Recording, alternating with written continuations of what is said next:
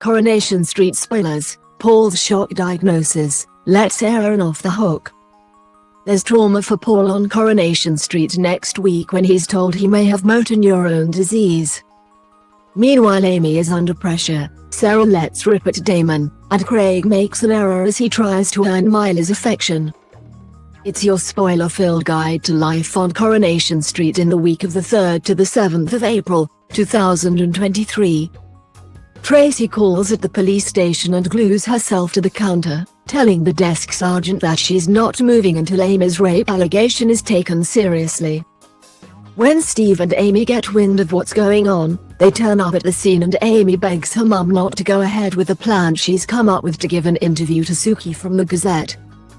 Following this showdown, Amy U-turns, with Aaron seen setting Hardy straight when he's accused of being responsible for the assault. But it's clear that Summer isn't convinced by Amy's change of heart. Later, Amy's phone pings with a picture of Aaron and Hardy clearly enjoying themselves at a gig in town. Yet despite her having clocked Amy's obvious discomfort, Summer decides not to push the matter. But when Amy calls at Speed Dial for a takeaway during Friday's episode, she spots Aaron at the counter and flees the restaurant.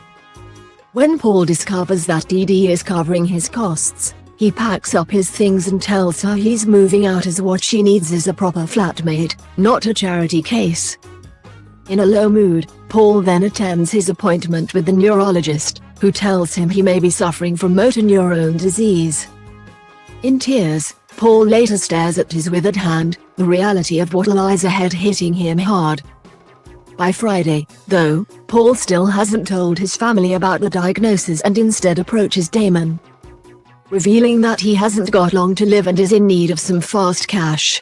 Damon then hands Paul the details of a guy by the name of Kyle who's looking for a driver as part of an insurance scam.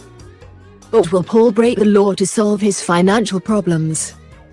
Damon finds Sarah eating alone in the Rovers and reminds her that his sole aim is to get her into bed. But Sarah then discovers that Leanne won't let Sam go to her Easter egg hunt because she feels it isn't safe for him to be around Nick while Damon and his thugs remain at liberty. Deciding to take action, Sarah confronts Damon and reveals that, because of him, Sam is too scared to come round to the house. Will this be the incentive Damon needs to put things right? Faye asks Craig to meet Miley as she's set to pay her daughter a visit. But Craig takes a big risk by inviting Beth along too.